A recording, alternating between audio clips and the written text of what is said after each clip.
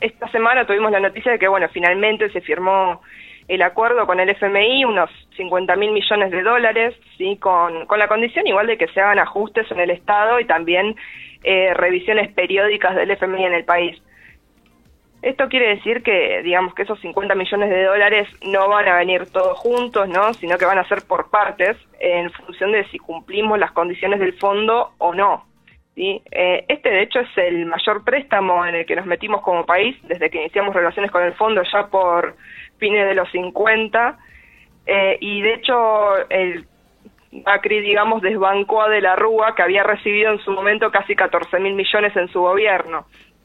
Así que la verdad estas condiciones también tienen que ver con un fuerte ajuste fiscal, al igual que el blindaje 2000, que De la Rúa anunciaba tan contento con la frase célebre, tristemente, ¿no?, de qué lindo es dar buenas noticias. Bueno, este ajuste fiscal actual tendría una mayor caída de subsidios a la energía y al transporte, una cosa que ya venimos experimentando en el país desde que inició el gobierno de Mauricio Macri.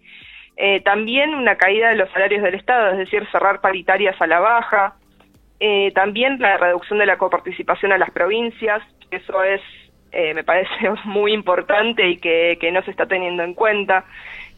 También las inversiones en obras públicas del Estado, un poco ya lo veníamos charlando en instancias anteriores en esta columna, y la verdad es que en total la reducción del gasto sería de unos 8.500 millones de dólares. Esa caída también tiene como una instancia mucho más grande, si se quiere, si sigue devaluándose el peso, que de hecho ha salido Carlos Melconian, la persona que Cambiemos no quiere que hable en público, como lo confesó él, que justamente decía que el dólar tenía que estar a 41 pesos. Así que la verdad es que si una persona del equipo económico del gobierno dice que el dólar tiene que estar a 41 pesos es porque el gobierno también tiene una fuerte idea de que tiene que haber una devaluación para que se reduzca aún más el gasto público. Así que la verdad es que también esto implica, digamos, que la economía no va a seguir creciendo, ¿sí? Que digamos que va a estar bastante estancada, al igual que cuando se dio el blindaje en el gobierno de la Rúa, una economía que no crecía, que de hecho seguía teniendo fuertes desequilibrios fiscales y que nunca pudo llegar a cumplir las metas del Fondo Monetario Internacional. Entonces, estos 50.000 millones a 3 años, ¿sí?, con estas revisiones del FMI tienen que ver con, bueno, ver si cumplimos las metas, porque la verdad es que quizás si no cumplimos las metas nos van a pedir aún mayores ajustes, sí, que tienen que ver también con ajustes en las jubilaciones, incluso con otra nueva reforma previsional, como lo venía diciendo ya la semana pasada, si no me equivoco.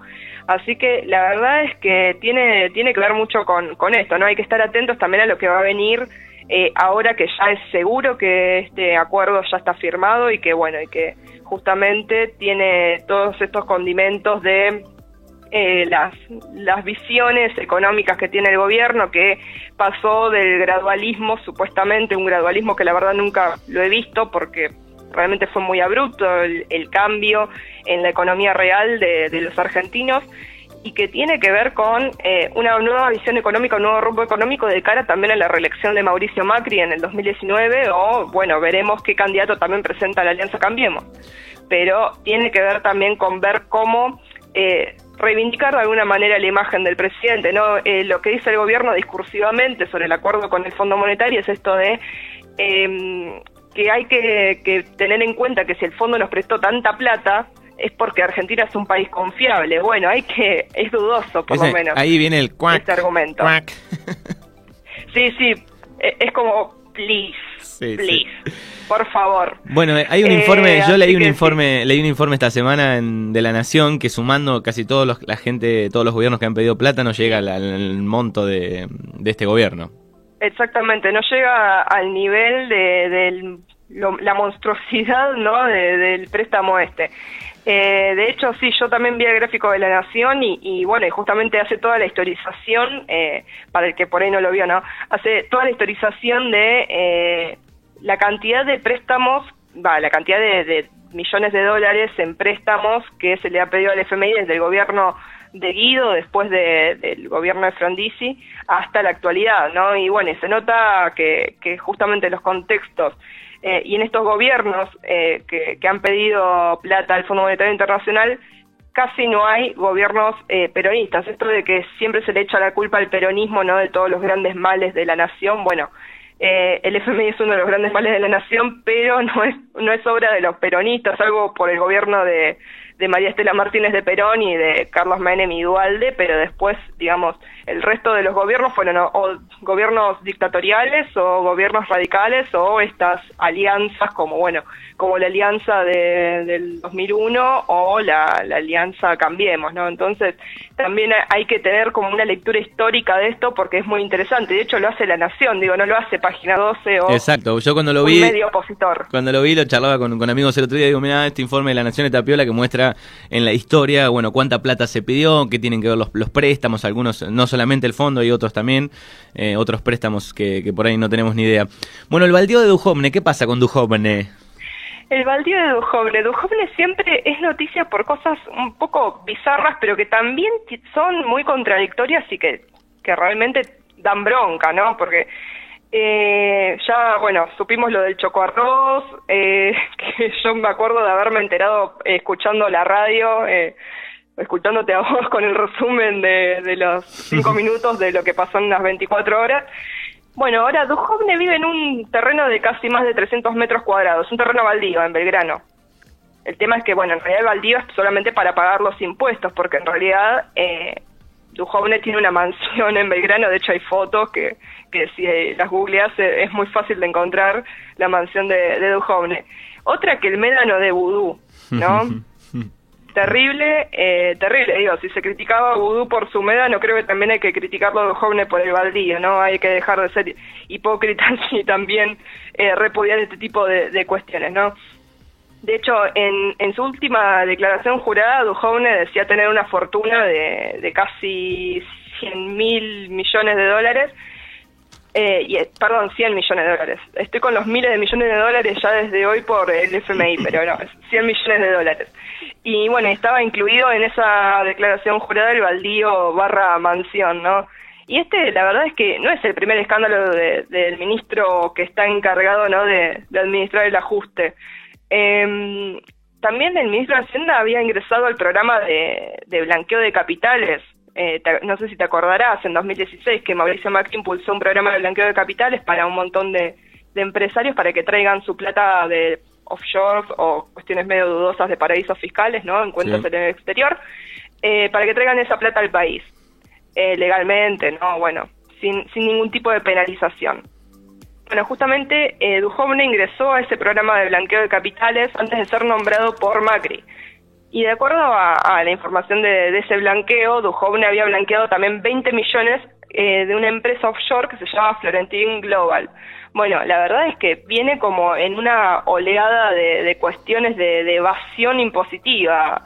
El propio ministro de Hacienda, y que también tiene que ver con una contradicción enorme, que el propio ministro de Hacienda no confía en la economía del país, ¿no? Tiene su plata afuera, de hecho, él mismo ha dicho que tiene su plata afuera, la mayoría de su patrimonio está afuera. Sí, que país. Las cosas y que los negocios que tenía antes como familia, no sé qué, dijo una vez.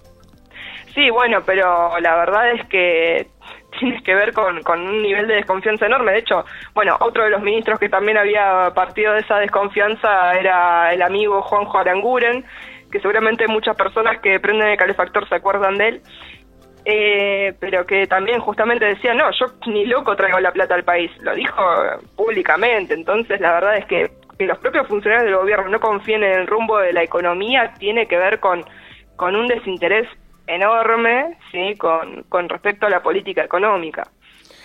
Así que Duhovne tiene un baldío, tiene una evasión de impuestos enorme y justamente es uno de los casos más también, ¿no?, dentro de este gobierno que ya están comprobados por evasión. Desde su entorno igual, si bien confirmaron la noticia, también dicen que según ellos, que es culpa del gobierno de la ciudad de Buenos Aires, porque él presentó el trámite a partir del 2009 y que se incendió el trámite, literalmente, se incendió. Y que bueno, y que fue a hacer el reclamo, pero pobrecito, nunca le dieron pelota a Duhovne en el gobierno de la ciudad, así que bueno, sigue teniendo su baldío y pagando impuestos, o sea, por lo menos está siendo beneficiado. Creo que Duhovne debe ser uno de los pocos beneficiados con los impuestos. Sí. Bueno, y la otra es el paro nacional anunciado por la CGT, que no arregla, los números están muy lejos de la realidad, ¿no? Sí, después de muchas idas y vueltas, ¿no? La CGT convocó ese paro nacional, un paro general también, ¿no? Contra el ajuste salvaje, dicen ellos, pero es un paro sin movilización, lo cual es bastante extraño, viniendo de un gremio que tiene mucho poder en el país, como sabemos que lo tiene la CGT, y que de hecho hizo muchos paros durante otros gobiernos y que bueno, ha tenido la fuerza también de movilizar en esos paros por impuesto a las ganancias, por ejemplo. Ahora, bueno, es porque están cerrando paritarias a la baja, yo diría que ameritaría una movilización, ¿no?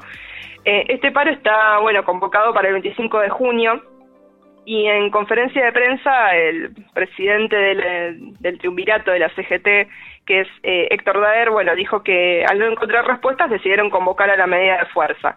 ¿Qué pasó con lo de las respuestas? ¿A qué se refiere Daer, no? Bueno, se refiere a un petitorio con 5 puntos que la CGT le había acercado al gobierno, pero Duhovne, el señor Baldío, que también, además de eso, tiene poder de decisión por encima del Ministerio de Trabajo, ninguneó a la CGT y no aceptó reunirse nuevamente con ellos, ni tampoco, bueno, por supuesto, aceptar el petitorio con las demandas, que entre esas cosas incluían, por ejemplo, un cese de los despidos en el Estado por 6 meses, el no cierre de paritarias a la baja, que se aumenten, digamos, los porcentajes de las paritarias, sobre todo por un tema de esto de las metas de inflación y las paritarias que estaban cerrando al 15%, ¿no?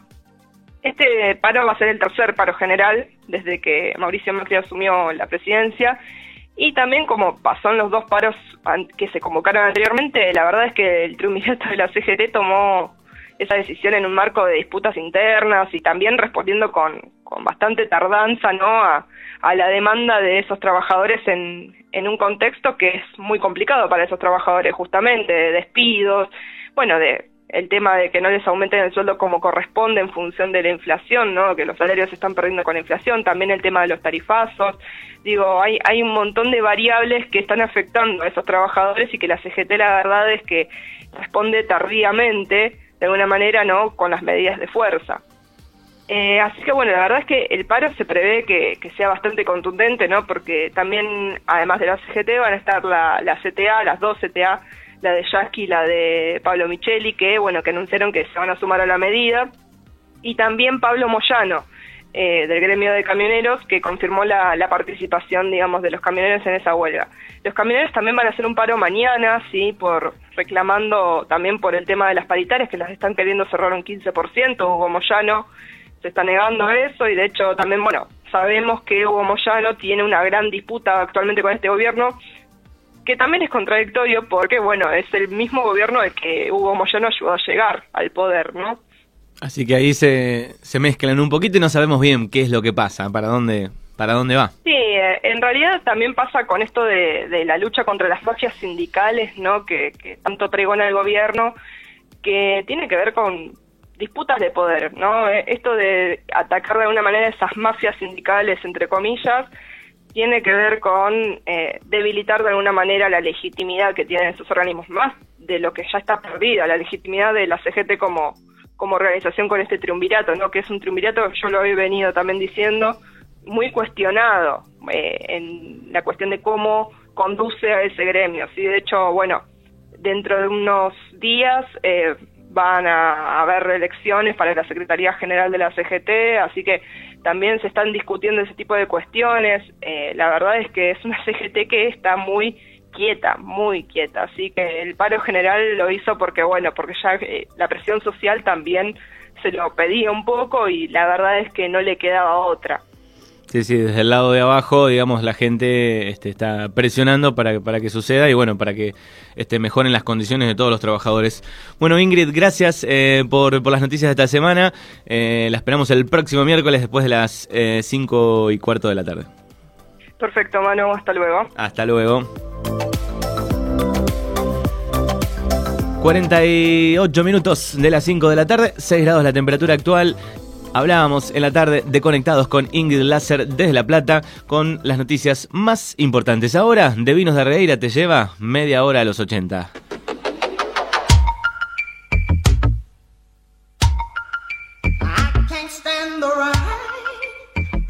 Against my window, bringing back sweet memories. I can't stand the rain against my window.